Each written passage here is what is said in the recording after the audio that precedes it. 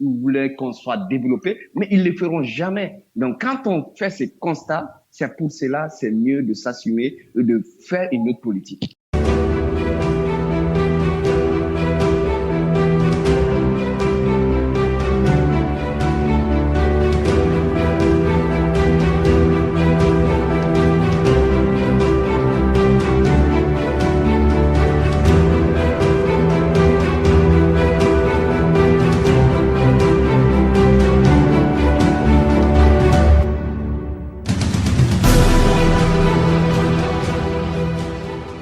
Bonsoir chers auditeurs et chères auditrices de la radio Bakambi, bienvenue sur nos antennes encore une fois et merci. Nous savons que la semaine vient de finir et que pour certains c'est le moment de se reposer, de se relaxer et nous allons vous aider à vous relaxer en essayant d'analyser pour vous l'actualité avec nos experts qui sont aujourd'hui en compagnie de trois. Nous aurons aujourd'hui un invité spécial. Si la connexion se fait et qu'elle est bonne, nous aurons monsieur Bala Koné qui nous rejoindra. Avec lui, nous pourrons commenter l'actualité ouest-africaine, notamment nous parlerons du Mali. Alors sans plus tarder, je vais présenter mes experts. Je commencerai par monsieur Jean-Richard Amédée Samba Diankoumbi. Monsieur Jean-Richard Samba Diankoumbi, lui, il est résistant. Monsieur Samba Diankoumbi, bonsoir. Bonsoir, monsieur Caius Ebelebe. Bonsoir, mes co-panélistes. Bonsoir, chers auditeurs et auditrices de Bakambi Média. Merci, monsieur Samba Diankoumbi. Nous allons aussi avoir monsieur Gaïno, politologue, analyste, indépendant, consultant ou bien, comme on dit à ses heures, parfois historien maintenant, ce qu'il ajoute à son panier d'expertise. Monsieur Gaïno, peut-être bientôt pourra animer sur Bakambi une émission où il parlera de l'histoire, il nous rappellera les histoires passées et présentes du Congo. Monsieur Gaïno, bonsoir.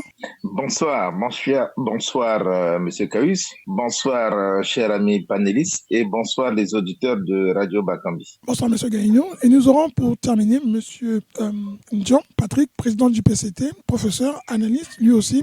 En tout cas, il n'en demeure pas, même si on reçoit beaucoup de remarques. Monsieur John, vous êtes appelé souvent, on nous demande si vous n'avez pas parfois vous-même envie de quitter le PCT et d'arrêter de le défendre à tout prix. Monsieur John, comment vous allez?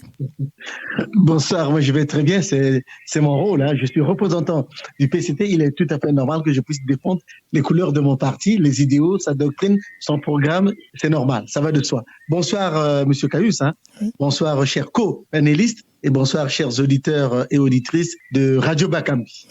Alors merci, nous avons eu un débat la semaine dernière, nous en aurons encore un autre. Nous continuerons à en avoir tant que, on dit toujours, tant que l'actualité le permettra et que Dieu nous prête vie.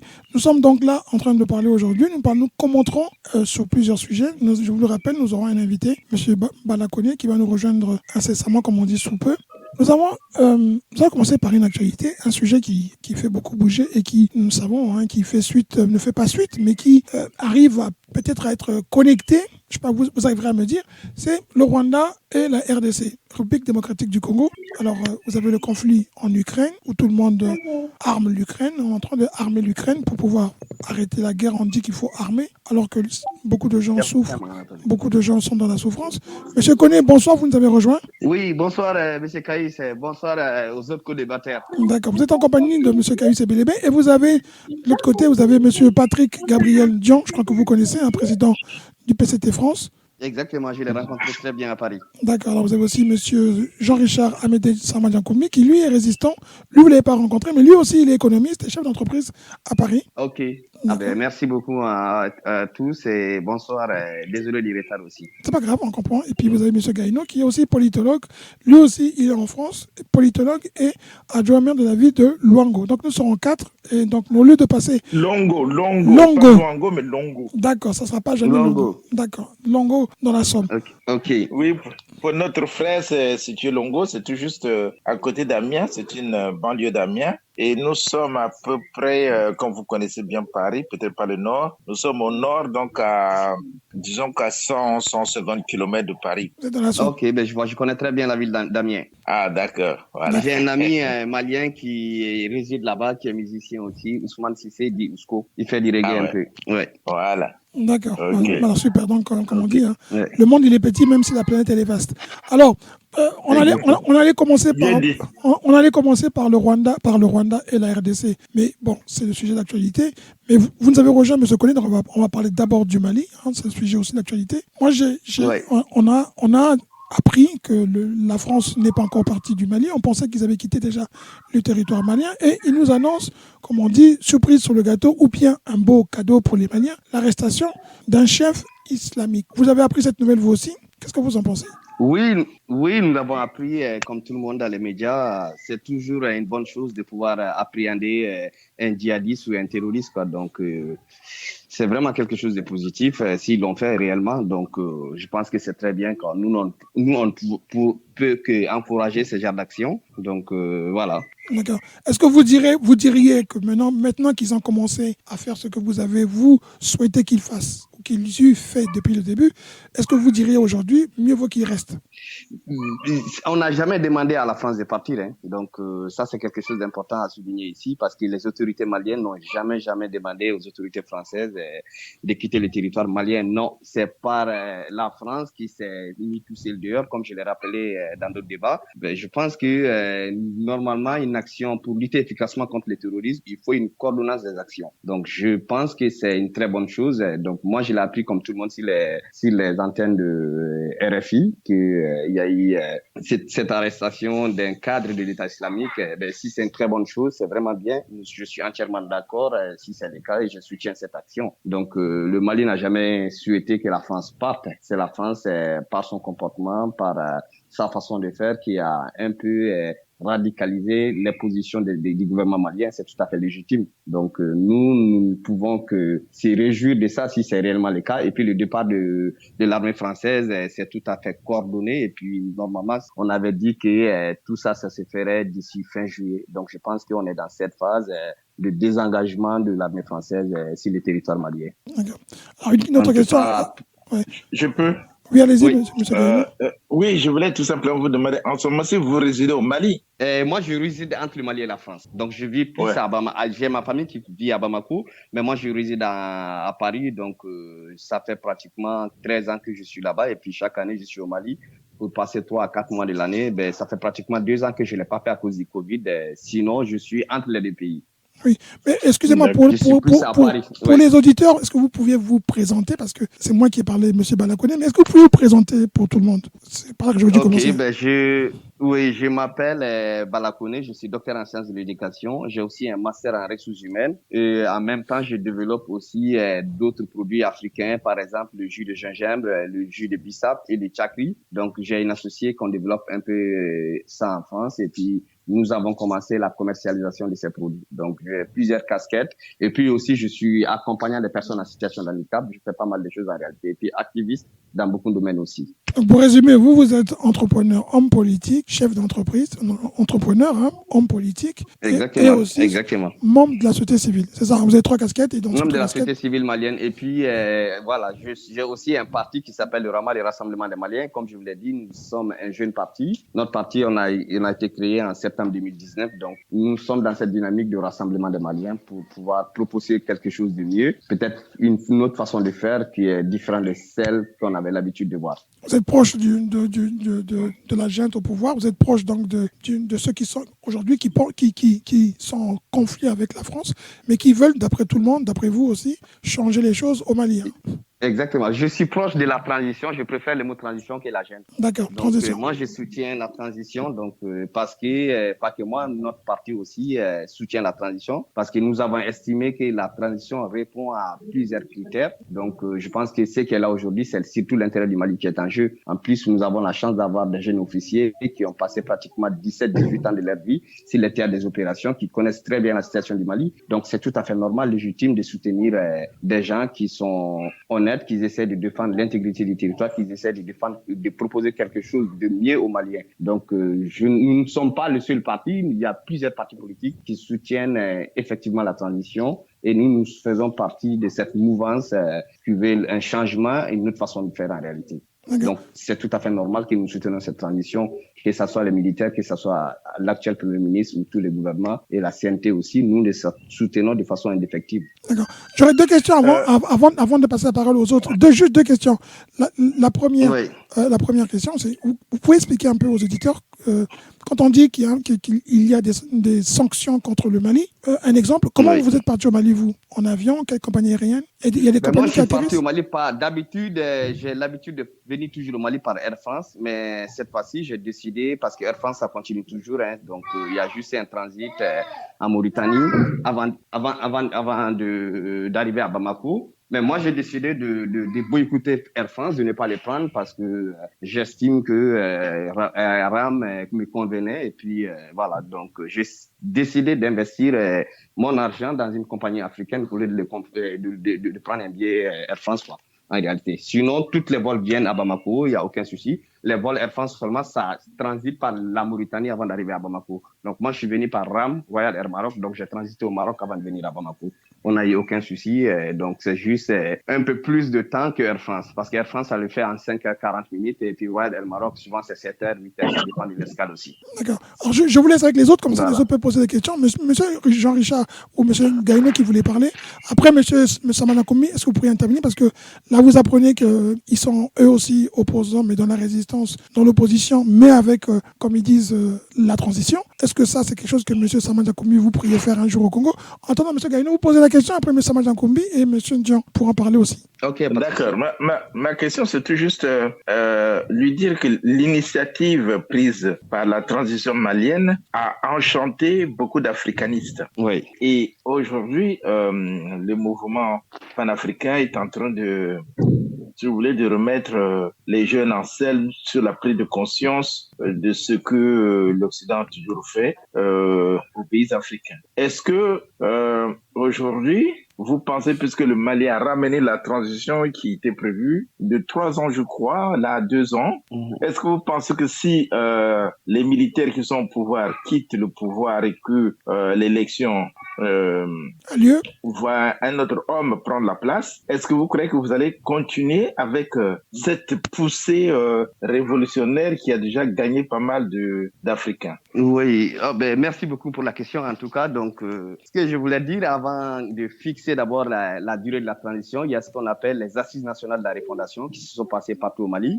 à l'intérieur comme à l'extérieur du Mali, la diaspora. Donc, cette consultation, les Maliens, dans leur globalité, dans leur diversité, ont décidé que la durée de la transition serait variable de 6 mois à 5 ans. Donc, en réalité, c'était une fourchette qui était donnée. Dans cette fourchette, donc, on pouvait aller de 6 mois à 5 ans. Donc, comme vous le savez autant que moi, avec le drapeau des sanctions, avec les critiques virulentes de certains chefs d'État de la sous-région, tout ça, le Mali, les chefs d'État maliens a estimé qu'il fallait trouver une solution parce que l'embargo, ce n'est jamais la solution. Donc, ils ont essayé de réduire la transition à 2 ans. En réalité, à partir de 2 ans, donc c'est tout à fait légitime, c'est tout à fait normal et c'est tout à fait acceptable aussi. Donc en réalité, par rapport à ça, donc comme je vous l'ai rappelé tout à l'heure par rapport aux assises nationales de la refondation, donc dorénavant, nous avons une base de travail en réalité. Nous avons quelque chose sur laquelle on peut s'appuyer pour travailler. Donc c'est ça, ces assises nationales de la refondation. Une fois que cette transition arrive au bout des 24 mois et qu'on organise des élections, le président élu démocratiquement ne pourrait plus se soustraire de certains engagements parce que tous ces engagements, c'est pas la transition qu'il a pris à son nom. En réalité, ça a été pris au nom du peuple malien. Donc je pense que c'est vraiment très intéressant votre question. Donc c'est dans même l'intérêt des politiques maliennes de s'approprier de tout ça en réalité. On ne peut pas faire pratiquement 2 ou 3 ans de combat et puis qu'un autre élu parce qu'il a été élu sous l'effet de la démocratie, tout ça, ou par une élection qui va venir, qui va tout piétiner, ou qui va tout essayer de faire tout ce qu'on a construit ensemble. Non, ça ne serait plus possible en réalité. Ça ne serait plus possible en réalité. Parce que ça fait même partie des recommandations des assises nationales de la refondation. C'est très, très important ce que les recommandations des assises ont dit. Donc, ils ont dit, une fois qu'un président élu démocratiquement, tu peux pas venir encore pour tout défaire encore. C'est pas comme ça qu'on se construit un État. Donc, je pense que au Mali ici, les hommes politiques, les citoyens sont dans un état d'esprit où un candidat ou quelqu'un qui est élu futur président du Mali, au bout de ces 24 mois, ne pourra plus faire comme avant. Ça ne sera plus comme avant. Ça, c'est fini. Ça, c'est clair. Ça ne sera plus comme avant. Ça va être aussi une autre dynamique, pas une dynamique d'arrogance ou de quoi que ce soit, non, en réalité. Une dynamique de reconstruction, parce que c'est seulement en se mobilisant qu'on peut trouver la solution. Donc, je pense que c'est très important que les uns et les autres comprennent que cette phase qui a été mise en place, personne ne pourra le défaire encore. Ça, c'est clair et net. Les politiques qui vont venir ou les présidents qui seraient là, ils seront obligés de continuer une politique de responsabilité. C'est quoi une politique de responsabilité? Une dernière question, si M. Kaïs me le permet. Est-ce que, à votre entendement, est-ce que les jeunes maliens ont conscience que la révolution panafricaniste vient de prendre véritablement naissance au Mali? Parce que si vous voulez se défaire de la domination européenne sur les pays africains, est-ce que ce qui se passe au Mali, c'est vraiment moi je l'appelle une révolution qui est en train de prendre naissance, parce qu'aujourd'hui, beaucoup de jeunes Africains commencent à regarder vers le Mali et à dire « Ah oui, il nous faut se défaire de la domination occidentale ». Est-ce que les jeunes Africains, les jeunes Maliens eux-mêmes, ils ont vraiment conscience qu'un jour le Mali sera pris comme le pays modèle qui a déclenché une véritable révolution? Oui, en réalité, ça fait toujours plaisir que les autres nous encouragent, qui nous aident dans notre combat en réalité. Donc, je pense que la jeunesse malienne, elle a cette conscience aujourd'hui. Déjà, la preuve de cette conscience, c'est que la manifestation du 10 janvier 2022, qui était une réponse aux sanctions de la CEDEAO. En réalité, la jeunesse malienne ne veut plus continuer cette politique de balkanisation du pays. En réalité, il y a une prise de conscience généralisée, qu'elle soit ceux qui soutiennent la transition ou pas. En réalité, moi, depuis que je suis là, ça fait pratiquement, je pense que ça va faire 2 mois, je suis en pleine consultation avec d'autres structures associatives, avec d'autres structures des partis politiques, avec des citoyens lambda en réalité. Donc, je pense que la jeunesse malienne a tout à fait conscience de cette responsabilité et aussi du regard des autres pays africains, du soutien des autres pays africains. Je pense que dans la majorité, je pense qu'il y a toujours des gens qui sortent pour dire c'est ceci, c'est cela en réalité, mais dans la majorité, dans la globalité, la jeunesse malienne a cette conscience, a cette responsabilité aujourd'hui. Donc, je pense qu'il n'y a pas de raison que nous décevons les autres parce que nous savons que nous avons été soutenus dans nos combats. Pour l'instant, pas par tous les chefs d'État, mais en réalité, par les citoyens africains. C'est surtout ça qui est le plus extraordinaire aujourd'hui. Donc, c'est ce qui dit toujours notre Premier ministre. Il faut que nos dirigeants aillent voir leurs concitoyens qui discutent avec eux,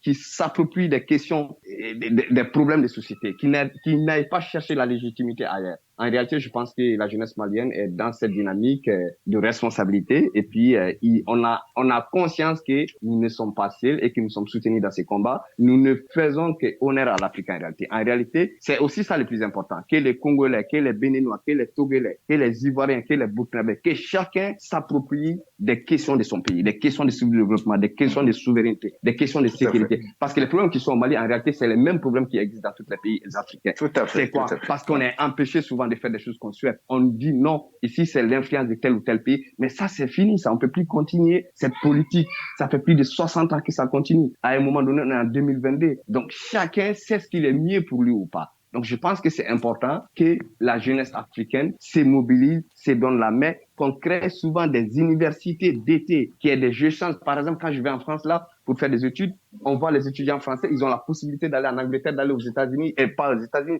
dans l'espace européen, parce que c'est ce qu'on appelle le Erasmus, l'échange entre les universités. C'est très important que nous puissions développer ces mécanismes-là, parce que la première source d'intégration, c'est aussi l'échange entre les universités. Que des Maliens, une fois qu'ils ont les bacs, une fois qu'ils ont les DET ou la licence, qu'ils puissent aller au Congo, qu'ils puissent aller au Rwanda, que les Congolais puissent venir au Gabon, qu'ils puissent venir au Togo, au Mali, ainsi de suite. Donc, c'est très important de continuer dans surtout dans l'éducation.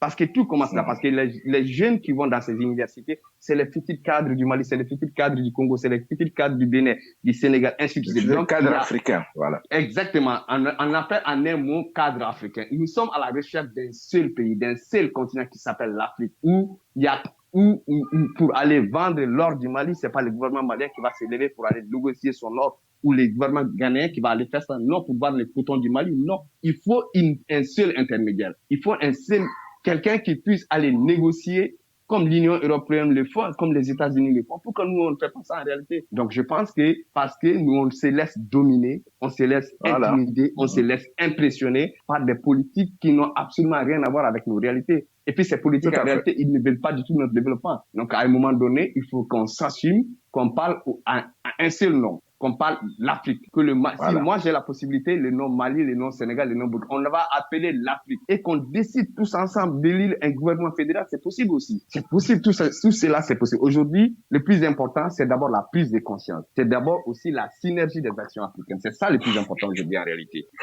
Merci beaucoup. Alors, on va avoir M. Samanda Koumbi. Répondu à votre question. M. Samanda Koumbi. Oui, tout à fait. Très bien. Merci à vous. M. Samanda Koumbi. Oui. Oui, alors quand vous écoutez M. Koné, il vous dit que la transition, c'est tous les partis d'opposition qui la soutiennent parce qu'ils pensent que le changement, M. Gaïno appelle ça la révolution, je dirais plutôt changement, même la transformation de la société malienne. Est-ce qu'aujourd'hui, vous, résistants, vous seriez aujourd'hui ouvert un peu comme les partis d'opposition maliens, si jamais il y avait une transition au Congo, à travailler avec ces partis? Monsieur Kayus et Bébé, je vous entends bien, mais l'élévation ou la prise de conscience du peuple malien, et surtout au sein de sa diaspora, c'est tellement loin d'un côté et beau à entendre que ce n'est pas le cas du Congo-Brazzaville. Je me permets souvent de dire que tant que tu ne connais pas ton passé, il est difficile de vivre le présent et on se projette rarement dans l'avenir. Quand j'entends notre panéliste co-débatteur de ce jour, je me suis permis de chercher à me retrouver. En réalité, ce que je vois au jour d'aujourd'hui, nous l'avons vu dans les années 90, au sortir de la conférence de la Bonne, quand les militaires avaient été déposés au Mali, et que le peuple malien, dans son engouement, avait pensé reprendre le cours de... Mais malheureusement, durant ces 30 années, nous avons vu, il faut le dire, un Mali balbutiant malgré les potentialités et une ingérence de l'ancienne puissance coloniale. La question, ce que je peux recommander à nos compatriotes maliens, ce sont des très bonnes idées constructives, mais il faut savoir étudier les erreurs du passé pour ne pas les reprendre. Et ces erreurs, c'est souvent l'arrogance, chercher à répondre des invectives aux invectives. Et vous allez voir que de 91 à maintenant, c'est un genre de surplace. Pourtant, les bonnes idées sont là. Ce matin, quand j'ai lu la proposition de l'émission d'aujourd'hui, sur ma page Facebook, j'ai été convié à écouter ou à visualiser un reportage sur Modibo Keïta. Et vous allez voir que ce monsieur, comme étant premier président du Mali, on a fait ressortir son parcours depuis ses études à l'école primaire. Beaucoup de gens qui ont cru en lui l'ont propulsé. Mais hélas, la main de l'Occident est toujours là.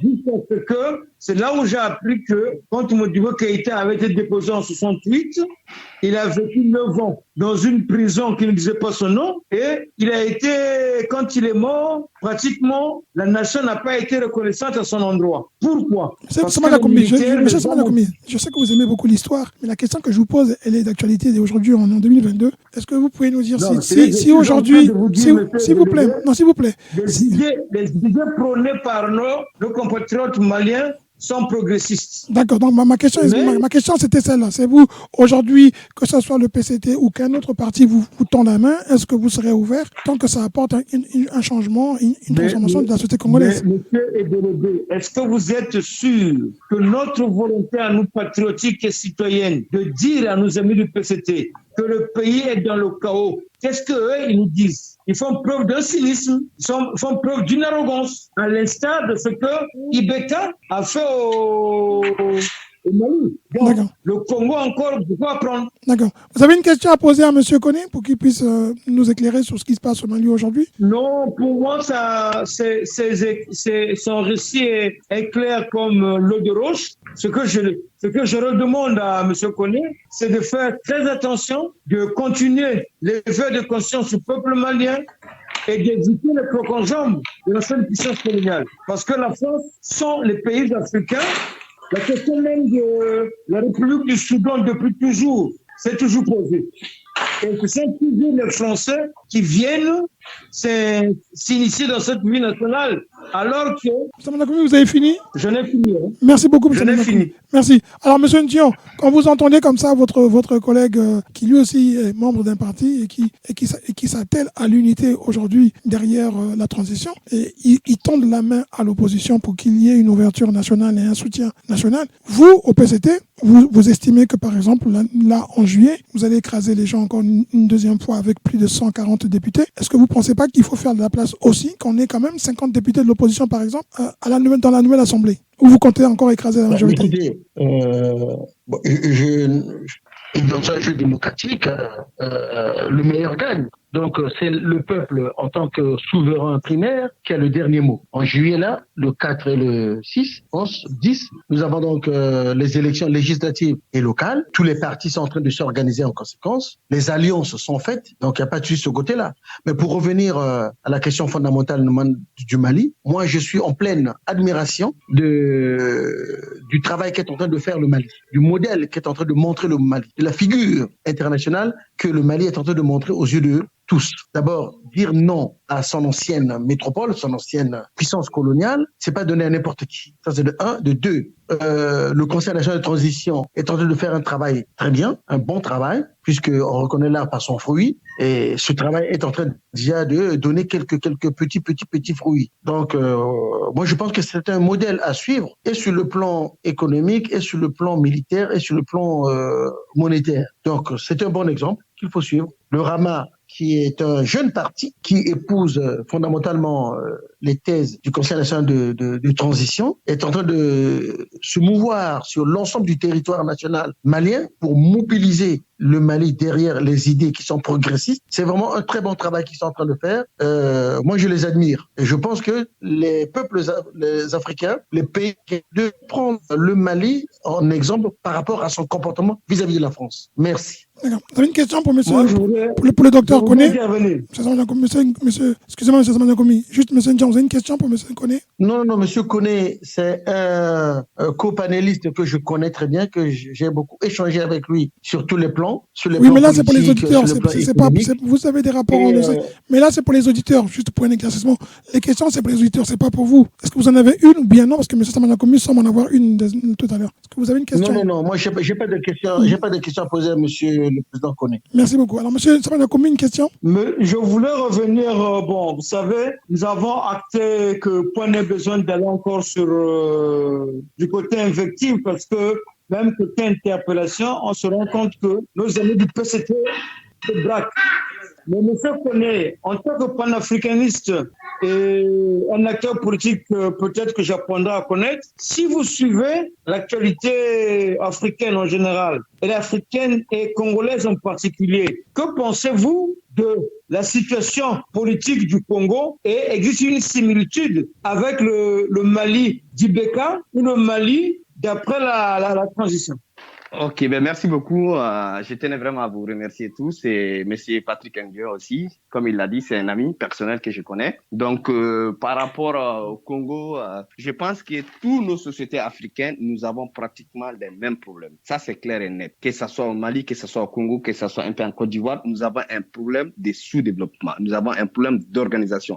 Nous avons aussi un problème de réadapter nos propres besoins. Par exemple, il y a des choses tellement intéressantes. Par exemple, quand on prend la démocratie à l'Occident, elle nous est imposée de façon brute. Donc, c'est toujours intéressant de le réadapter à nos propres situations, à nos propres exigences, surtout à nos propres besoins. Moi, je pense que quand on prend la société malienne ou quand on prend la société congolaise, je ne veux pas dire que après ou avant Ibeka, mais en réalité, il y a toujours des problèmes qui sont dans nos sociétés, qui sont des problèmes d'organisation et puis des problèmes de légitimité en réalité. Parce que nos légitimités, on les cherche ailleurs. alors qu'on devrait chercher auprès de nos concitoyens, on devrait répondre à leurs exigences, à leurs besoins. C'est tout ça le plus important en réalité. Qu'elle soit le Congo ou le Mali, vous savez par rapport au régime de l'État qu'il y avait une faillite de l'État qui était là, en quelque sorte. Qu'il y avait une faillite de l'État parce que la gestion d'un État, on peut pas le faire de cette façon. Ça peut pas être géré de façon amicale ou clientélisme. Non, c'est pas possible. Et vous avez vu aussi quand ce même IBK qui a fait 7 ans où il a pratiquement tout cédé à la France, quand il est parti au bout de 3 semaines de la transition, le même gouvernement français est sorti pour s'allier en disant que les 2 semaines ou les 3 semaines de la transition, ils ont mieux fait que les 7 ans d'IBK. Donc, tout ça, c'est pour nous dire quoi? Tout ça, c'est pour nous dire que nous devons d'abord regarder les exigences de nos propres concitoyens. En réalité, ce qui se joue au Mali, ça se joue partout dans tous les pays africains. C'est ça le plus important aujourd'hui. Qu'on essaie de se rassembler, qu'on essaie de savoir qu'est-ce qu'on veut en réalité. Qu'est-ce que nous voulons? Surtout la citoyenneté, c'est quelque chose d'extraordinaire, c'est important. Les problèmes de nos sociétés, on n'a pas besoin d'aller faire de grandes études pour les connaître en réalité. Il suffit de s'intéresser à ça. Donc je pense que nous devrions tous nous réformer, nous réadapter à nos propres besoins. C'est très important, que ce soit le Congo ou le Mali ou la Côte d'Ivoire, peu importe. Mais il faudra que nos politiques de développement répondent à nos propres exigences. On a tellement tendu d'aimer pendant des années à un moment donné qu'on a toutes les ressources du monde. Pourquoi on a autant de ressources et puis on continue à quémander, on peut rien faire sans l'Europe, sans les États-Unis? C'est toujours bien d'être dans une communauté de destin. C'est toujours bien d'être dans un rassemblement. Ça, c'est toujours important. Mais quand vous êtes dans une mouvance ou je ne sais pas, quel qu'en soit, quand vous êtes dans une mouvance et que vous voyez que vous n'êtes pas respecté et que vous voyez que vous n'êtes pas considéré et que vous voyez que vous ne décidez pas pour vous, à un moment donné, vous sortez complètement de cette organisation. C'est pas pour dire que vous êtes arrogant, vous êtes comme ça. Non, les problèmes maliens sont égaux aux problèmes congolais, sont égaux aux problèmes sénégalais. C'est le sous-développement, c'est le manque d'investissement dans les hôpitaux publics, c'est le manque d'investissement dans l'école publique. Donc tout est délaissé en réalité. Et puis le plus grave problème, c'est que tout le monde veut travailler dans les bureaux. On a besoin de former surtout de la formation. Pas seulement de faire de grandes études d'université, non. Un BTS comme ça qui peut permettre à nos boulangers de mieux faire du pain. Des écoles de métiers. Des écoles de métiers. Exactement, des écoles de métiers surtout. C'est très important qu'on puisse l'étendre sur tous les pays africains. Et puis, chaque réalité, chaque pays a ses propres réalités, qu'on essaie de les réadapter, surtout à nos propres besoins. C'est ça le plus important en réalité. C'est pas parce que la transition malienne, pourquoi elle est comme ça, cette transition? Parce que c'est l'exigence du peuple malien. Parce que nous sommes en insécurité pratiquement depuis plus de 15-20 ans. Et donc, les Maliens se sont dit, mais non, c'est pas possible. Nous sommes l'un des pays qui a réussi sa transition démocratique et le multipartisme aux élections de 92 quand Alpha Oumar Konaré a été élu. Donc, malgré ça, il y a quand même toujours un militaire, il y a toujours un coup d'État qui est là. Donc, ça veut dire qu'il y a un malaise qui est dans la société. Cette malaise, c'est qu'il faut l'assumer. Il faut aller voir les gens et puis il faut réadapter les choses à nos propres besoins, à nos propres exigences. C'est surtout ça le plus important aujourd'hui. Moi, je pense que ce soit le Mali, le Congo, nous sommes tous dans cette dynamique de développement. Je voudrais renchérir un peu sur ce qu'il vient de dire parce que c'est très important pour les Africains de comprendre. N'oubliez pas, M. Gagnon, que c'était M. Samanja Koumbi qui était en cours de discussion avec M. Koné. Ah, pardon. Excusez-moi. Gardez ça simplement. Oui. OK. Juste une minute. Monsieur Samanja Koumbi. C'est-à-dire, quand j'entends notre panéliste se promener avec exactitude et clarté, tout mon être bouillonne, comme dirait l'acteur de théâtre. Mais moi, j'aimerais dans ce cas que Monsieur Gabriel nous dise, quand il dit démocratie au Congo, est-ce que la démocratie au Congo, le peuple congolais est écouté ou les doléances du peuple congolais sont écoutées par le gouverneur du PCT? Et deuxième question, sincèrement, quand nous voyons tout cela, d'où le PCT tient sa légitimité avec un taux de pauvreté, avec un système, un taux de pauvreté et un chaos de gouvernance tel que nous le vivons ce jour-ci. Je vous en prie. Bon, moi, je vais répondre à la place de M. Ndiong. Excusez-moi, mais là, je crois que c'est pas le débat aujourd'hui. Monsieur, je comprends très bien la question. Là, nous sommes avec M. Koné et nous en parlerons un peu plus tard. S'il vous plaît, sur un autre thème, on pourra aborder ce problème. La question que vous avez posée à M. Koné, elle était très, très, très importante. M. Koné a répondu sur le sujet que les Africains avaient les mêmes problèmes et qu'il fallait peut-être pas une nouvelle génération, mais une nouvelle façon de faire les choses et de voir les choses. Excusez-moi pour ma réponse. Monsieur Gaïno. Oui, justement, c'est ça ce qu'il faut éviter parce que je pense que comme ce qu'on parle des Africains, il a des idées bien précises. Regardez ce qui se passe à travers le monde. Je voulais dire tout simplement qu'il y a un adage qui dit avec un seul doigt, on peut pas laver correctement notre figure. Il faut 5 doigts pour mieux laver sa figure. Ça veut dire que nous avons besoin de l'unité, de l'union. On a vu ce qui s'est passé quand il y a eu la COVID-19. Les pays africains ont été incapables de s'entraider. Alors qu'on a vu les pays européens, comment ils se sont regroupés pour s'entraider. Et regardez aujourd'hui pourquoi les pays, les Émirats Arabes Unis ont très vite évolué, parce qu'ils ont mis un gouvernement national avec les petits pays sont devenus comme des régions. Et aujourd'hui, tout le monde admire ce continent-là, ces régions. Mais le problème de l'Africain, comme dit M. Goné, c'est que nous n'avons pas compris que face à des grands enjeux qui nous attendent, il nous faut l'unité. Il nous faut travailler la main dans la main. Nous avions, comme il l'a dit, nous avions un continent exceptionnellement riche. Ce dont les autres ont besoin, ils le prennent chez nous. Mais à quand allons-nous prendre conscience de cela? Et je pense qu'aujourd'hui, ce qui se passe au Mali, c'est une graine qui est en train de germer, qui va donner des fruits, parce que les Africains sont en train de prendre conscience que mon or, que mon pétrole, que tout ça, ça ne doit pas d'abord servir ailleurs. Ça doit d'abord nous servir. Et je crois que... Oui, excusez-moi. Je finis. Allez-y.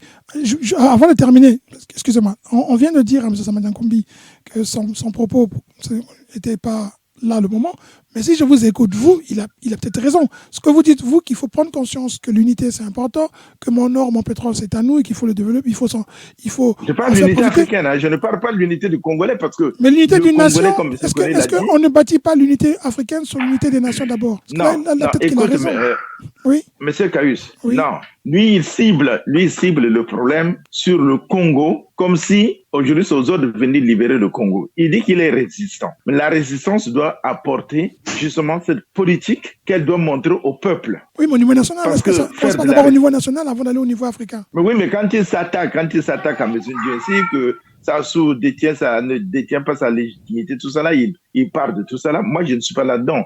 Parce que moi, tout ce que je retiens, ce que M. Kon a dit, c'est que, nos politiques, et j'ai toujours dit, je le répète, que nous sommes une maison où la cuisine qui fabrique tout ce que nous mangeons se trouve très loin et nous sommes à table, nous mangeons sans savoir qu'est-ce qu'on a mis là-dedans. Notre politique se décide à l'étranger et nous sommes des consommateurs. Il faut en finir avec cet esprit de consommer ce qu'on vous prépare ailleurs, c'est-à-dire cette politique. On a vu quand on a voulu changer le franc CFA. Regardez vous-même, certains ont été appelés ici d'abord pour venir prendre des conseils et puis après ça donnait quoi? Rien du tout. Pourquoi? Parce que c'est décidé ailleurs. Les Africains doivent eux-mêmes décider. C'est pour ça que je parle de l'unité africaine. S'il y avait l'Union africaine, vous allez voir que l'unité au niveau des régions, ça viendra. On n'aura même plus besoin de dialoguer parce que les gens vont comprendre. Or, aujourd'hui, nous ne devons pas nous enfermer sur nos petits États pour dire voilà. Il faut se voir beaucoup plus grand, se projeter dans l'avenir. Comment allons-nous bâtir l'Afrique de demain? Est-ce que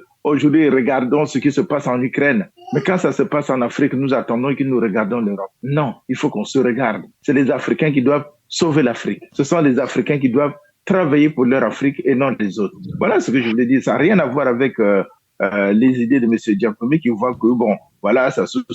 Oui, mais Sassou, il est là aussi parce que les Congolais le veulent. Hein. Il faut le dire. Pourquoi ne pas le dire? C'est pas aux autres. Les dictateurs ont été chassés vous pouvez par les conclure nationaux. pour que M. Samadian Kombi vous réponde ou M. Ndian qui Oui, mais je conclue, mais je attire quand même son attention parce que moi je ne défends pas Sassou ni le PCT. Mais il faut aussi responsabiliser ces peuples-là qui font le jeu de la dictature parce qu'ils sont là avec eux. C'est eux qui maintiennent ces dictateurs-là. Regarde ce qui s'est passé. Regarde comment ces peuples-là. Monsieur Gaïno, votre conclusion, s'il vous plaît, sur ce sujet.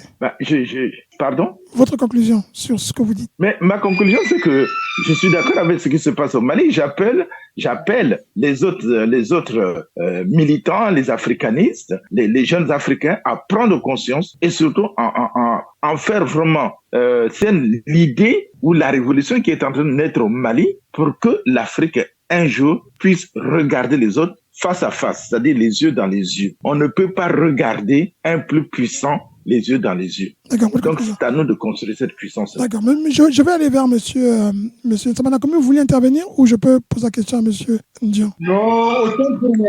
D'accord. Mais autant pour moi. Merci beaucoup de la compréhension. Alors, monsieur Ndian, quand on écoute monsieur Gaïno et puis monsieur Koné, moi, je voulais vous poser une question, mais vraiment qui est assez... une question. J'ai compris que M. Samana Koumé voulait vous poser la question, mais est-ce que quelque part, quand vous voyez que le Mali, que la Guinée, même la Guinée-Conakry, ils prennent conscience de l'importance à la fois du panafricanisme qui est poussé, est-ce que le PCT, ou plutôt le Congo, ne court pas un risque de se voir demain matin balayé par une volonté du peuple de changer aussi les choses et de se rapprocher un peu de la mentalité malienne? Avant de vous répondre, j'aimerais quand même appuyer tout ce qu'a dit M. Koné et M. Gaïno sur un seul point. Pourquoi j'admire, entre autres, la politique du Conseil national de transition? C'est sur le plan économique, particulièrement industriel. La dernière fois, on en a parlé. C'est-à-dire que le fait d'avoir pris une loi qui dit que toutes les matières premières sur le territoire national, une fois exploitées, ne peuvent pas être exportées tant qu'on ne les a pas transformées. Parce que la transformation de toutes les matières premières là vont répondre aux besoins du peuple malien et destinée à la consommation nationale. Une partie de la consommation nationale, une fois que la consommation nationale est réalisée, eh bien à ce moment-là, l'excédent est destiné à l'exportation. Oui, mais moi, ma question, monsieur, excusez-moi. Moi, ma question est à notre service. Oui, non, ma question. C'est bien. Attendez. Ma question, c'est comme a dit M. Gaïno, M. Koné, eux ont pris conscience que le problème majeur, ce sont ceux qui sont derrière nos dirigeants, qui donnent les ordres, qui font que les dirigeants nationaux sont décalés avec les besoins de la population. Est-ce que vous, aujourd'hui, vous prenez conscience que la population a compris que ce sont les leaders qui doivent changer ou s'adapter au changement, ou plutôt, sinon, de passer à côté de cette transition qui est demandée par beaucoup de peuples africains? Oui, je pense qu'une bonne partie de la population congolaise, du peuple congolais, a compris. Et les dirigeants. qu'il est temps, effectivement. Voilà pourquoi je donnerai un exemple qui est même contre le PCT. Je le donnerai volontairement. Regardez ce qui s'est passé à Talangaï. Il y a cela 2-3 mois. Nous avons vu ça dans les réseaux sociaux. Lorsque je ne citerai pas les noms pour des raisons de respect, lorsque quelques députés du PCT sont descendus sur le terrain à Talanga pour faire des meetings. M. Gaïno, vous vous rappelez, M. Cayus, la population a hué sur eux. Parce qu'on s'est rendu compte qu'il y a cela 6 ans, 6 ans. Ils étaient élus, ils ont fait des promesses et après ils se sont volatilisés. 5 ans après, on n'a pas tenu compte. Ils n'ont réalisé rien sur les promesses qui ont été faites. Ils ne les ont pas tenues, ils n'ont pas réalisé et ils n'ont pas tenu besoin de la population de Talangaï sur les questions que vous connaissez, fondamentales, des besoins fondamentaux du peuple, de la population de Talangaï. Et quand ils sont venus faire leur métier, eh bien, le peuple s'est révolté contre eux, la population s'est fâchée et les a foutus dehors. Donc, si l'ensemble de la population commence à comprendre que vous nous avez fait des promesses et vous ne les tenez pas, eh bien, on ne vous donne pas nos points, notre feu vert dans les urnes. Non seulement les promesses, mais quand ils regardent ailleurs ce qui se passe, comme au Mali, ils se disent, nous, on n'a pas des bons leaders. Tout à fait. Même quand ils regardent ailleurs ce qui se passe, eh bien, ils se rendent compte qu'effectivement, non, je reviens une fois de plus, je suis d'accord avec la politique mise en place par le Conseil national de transition. En tant que panafricaniste, moi, je souhaite toujours le développement de l'Afrique, l'indépendance de l'Afrique sur tous les plans. Sur le plan politique, sur le plan alimentaire, sur tous les plans. Donc, quand je vois un pays comme le Mali, qui a les mêmes problèmes que nous, parce que M. Koné l'a bien dit tout à l'heure, j'allais l'applaudir, l'Afrique, tous les pays africains ont les mêmes problèmes, à des degrés différents, c'est vrai, mais c'est les mêmes problèmes. Problème d'électricité, problème de santé, problème d'eau, distribution d'eau, problème de l'éducation, la sécurité, la défense nationale, etc., etc. Regarde le délestage chez nous au Congo, mais c'est partout dans toute l'Afrique. Donc, c'est les mêmes problèmes. Donc, alors qu'on a de l'uranium. Bon, voilà. Donc, moi, je m'amuse avec mes étudiants en leur donnant l'exemple toujours du Niger. Voilà un pays comme le Niger, premier, je pense, sinon deuxième pays producteur. Deuxième pays producteur de l'uranium. Deuxième pays producteur d'uranium. Et nous avons à peu près, je pense, 70 à 80% de l'électricité européenne. L'électricité française ici, là. L'électricité en délestage. Mais ici, c'est 24 heures sur 24 heures en France, on a le courant. Donc, c'est un problème d'organisation, comme le disait M. Koné. Lorsque nos gouvernants sauront vraiment faire une très bonne gouvernance, gouvernance, une très bonne organisation mettront la priorité des besoins nationaux devant, le problème sera résolu. Hein, M. Caius? D'accord, d'accord. Vous avez fini? On peut passer à un autre sujet. Hein. Oui, d'accord. Je peux intervenir? Oui, allez-y, monsieur Koné. Oui, je suis entièrement d'accord avec mon confrère quand il disait, quand on prend l'exemple uniquement sur le Niger, c'est quand même incroyable. C'est vraiment incroyable quand même, un pays qui produit autant de l'uranium et nous, en Afrique de l'Ouest, ils n'ont jamais eu cette politique d'aide en réalité. C'est pour ça que je disais que c'est des choses, c'est une exigence qu'on doit avoir. Parce que c'est pas normal que le Niger produit autant d'uranium et que l'Afrique de l'Ouest n'a pas un seul centrale nucléaire. Ça coûte combien une centrale nucléaire? Aucune. Entre 4 et 5 milliards de dollars. C'est absolument rien du tout par rapport à ce qui est exploité. Donc, si réellement ils voulaient nous donner de l'électricité, ils voulaient qu'on soit développé, mais ils le feront jamais. Donc, quand on fait ces constats, c'est pour cela, c'est mieux de s'assumer et de faire une autre politique. Une autre politique qui répond plus à nos propres exigences, aux exigences de nos concitoyens. C'est surtout nos peuples qui souffrent depuis pratiquement 40 ans. À part les pertes d'indépendance, il faut voir qu'est-ce qui s'est passé en réalité. Les grandes usines qui se sont faites au Mali ici, ou les grandes industries, c'est pratiquement les pertes d'indépendance qui l'ont fait. Et quand on prend chacun de ces pays, c'est pratiquement pareil. Donc, à un moment donné, on ne peut plus continuer cette situation. Ça, l'Occident le sait très bien. Mais il faudra que nous assumons, que nous prenions notre responsabilité pour dire que non, c'est plus possible de venir prendre l'or du Mali pour aller, comment dirais-je là, agrandir les réserves d'or de la France ou qu'on prenne alors que le Mali n'a pas un seul gramme d'or de réserve. Comment c'est possible? Un pays qui produit pratiquement 60 tonnes d'or. Prenez le Ghana, il faut prendre le Nigeria avec le pétrole, qui ne raffine pas son pétrole, mais qui achète des pétroles raffinés à d'autres pays. Mais c'est pas possible de continuer comme ça. On est en 2022, donc à un moment donné, les Africains, on doit juste, c'est pour cela, je reviens toujours en disant qu'on n'a pas besoin de faire des grandes études pour pouvoir répondre aux exigences de nos concitoyens. Ils ne demandent rien d'autre. Vous avez, mon collègue a tout souligné tout à l'heure. Ils n'ont besoin que de l'électricité, de l'eau, avoir une meilleure condition de vie, avoir une école de qualité, des hôpitaux de référence. Mais c'est pas trop demandé quand même. Des pays riches comme nos pays. Donc, à un moment donné, chacun dans son pays doit se mobiliser. Comme il l'a dit, les linges sales se lavent dans la famille. Chaque citoyen africain, chaque pays africain a les mêmes problèmes, a les mêmes difficultés. C'est vrai que c'est à peu près à quelques degrés près plus grave que les uns sur les autres, mais en réalité, dans la globalité, c'est une mauvaise gouvernance. C'est une politique d'irresponsabilité. Parce que ceux qui sont censés nous représenter, ils ne le font pas du tout. Parce qu'on les donne 5 ans, un cutus, avec une élection, 5 ans, et puis c'est quoi tout permis? Avec l'aval de Paris ou de Washington, qui nous parle tout le temps de la démocratie. Quand je vois par rapport aux élections sur la situation malienne, mais le Mali a des élections depuis plus de 800 ans. Nous sommes un pays d'irresponsabilité que nous-mêmes nous acceptons. C'est ça le plus grave aujourd'hui. C'est pour cela que nous avons besoin de former nos citoyens par la citoyenneté. C'est très important. C'est très important que chacun se lève dans son coin. Tout est possible aujourd'hui de le faire. Donc, nous avons besoin de plus de mobilisation et que les citoyens africains fassent confiance à leur politique, qu'ils fassent confiance à leur gouvernement. Ça ne pourra se faire que si nos gouvernements prennent leurs responsabilités, qu'ils les prennent, qu'ils décident le problème du Mali, le problème du Congo, le problème du Sénégal, le problème de la Côte d'Ivoire. Chacun a ses exigences, on connaît nos problèmes. Donc, une fois qu'on arrive à remédier à nos problèmes internes, c'est là qu'on pourra prétendre à l'Union africaine, une Union africaine capable de se financer, une CEDEAO capable de se financer, une UEMOA capable de se financer. Mais tant que c'est pas le cas, donc on va continuer toujours cette politique de banalisation de nos pays, de balkanisation, et puis cette politique d'irresponsabilité parce que ça n'a pas de sens en réalité. C'est tout ça le plus important. C'est ce que je voulais rajouter au propos de mon confrère en disant que oui, le développement, on peut le créer. On n'a pas besoin d'attendre les autres pour le faire. Nous avons tout. Nous avons de la ressource humaine, nous avons de la capacité. Nous sommes riches quand même. Nous sommes riches aujourd'hui. L'Afrique est très riche, très très riche. Et pourquoi on ne profite pas de cette richesse-là? Et ceux qui profitent de ces richesses-là, c'est les mêmes qui se lèvent tous les jours pour nous parler de leçons de dignité. Donc le gouvernement malien, cette transition malienne, personne ne va leur donner des cours de dignité parce que nous respectons. C'est ça le plus important. Parce que quand on se respecte, personne ne viendra te manquer de respect. C'est surtout ça aujourd'hui. Que nos dirigeants respectent nos pays. Au lieu d'en vouloir à la France, aux États-Unis, on devrait d'abord en vouloir à nos propres dirigeants parce qu'ils répondent aux exigences. Quand vous êtes élu sur un programme et quand vous ne répondez pas à ces exigences-là, mais c'est tout à fait normal qu'il y a des mouvements qui vont se développer dans les pays, qui vont amener quoi? L'instabilité, qui vont amener quoi? La faillite du pays. Une fois qu'on accède à la faillite du pays, mais c'est déjà fini. Donc, tous les coups d'État, tout part à partir de là.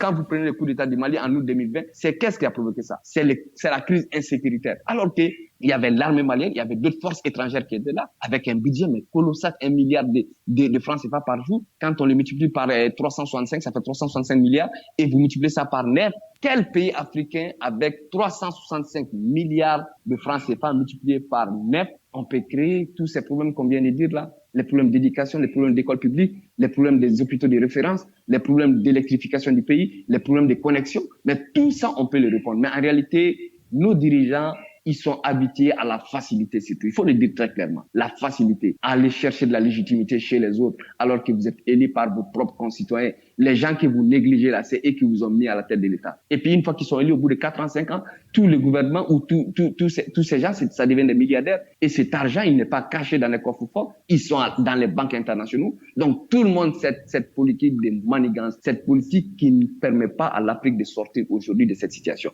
Donc, il faudra qu'il y ait des jeunes générations qui ne sont pas du tout complexés comme le sont nos chefs d'État actuels aujourd'hui. Pas tous, mais la plupart de ces chefs d'État, ils ne répondent pas aux exigences de leurs concitoyens. Donc, c'est très important que nous nous rassemblons. C'est très important que nous nous rassemblons, que chacun dans son pays mène ses combats. Une fois qu'on arrivera à un certain niveau, et puis tout le reste se fera automatiquement. Mais le Mali aujourd'hui compte sur toute l'Afrique. Nous sommes le seul pays en Afrique, je peux même me permettre de le dire au monde, qui a décidé de donner une partie de son territoire pour l'unité africaine. C'est le seul pays au monde. Et ce pays, vous sortez tous les jours, vous lui parlez des élections, des démocraties. Quel pays a pu faire ça dans le monde? Prêt à donner, à céder une partie de son intégrité pour l'unité d'un continent. Donc je pense que le Mali doit être soutenu, le Mali doit être accompagné. On n'a pas besoin de tendre la main.